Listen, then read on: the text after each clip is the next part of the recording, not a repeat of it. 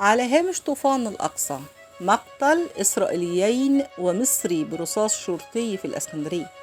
قتل إسرائيليان ومصري عندما أطلق شرطي مصري النار على وفد سياحي إسرائيلي في وسط الإسكندرية منذ قليل، بحسب ما ذكرت وسائل إعلام محلية، فيما تدور حرب طاحنة بين إسرائيل وحركة حماس الفلسطينية. وتحدث مصدر أمني أن أحد أفراد الشرطة المعنيين بخدمة تأمين منطقة المنشية وسط مدينة الإسكندرية قام بإطلاق أعيرة نارية بشكل عشوائي أثناء تواجد أحد الأفواج السياحية الإسرائيلية بمزار سياحي.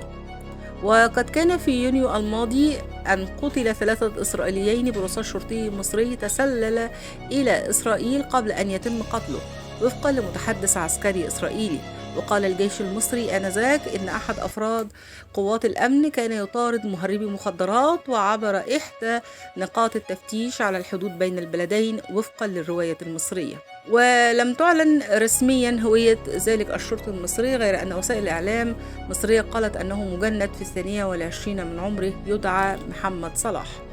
ومصر هي أول دولة عربية وقعت معاهدة السلام مع إسرائيل في عام 1979 ميلادية، ورغم مرور عقود على التطبيع الرسمي بين البلدين، فإن العديد من المصريين ما زالوا يعارضونه.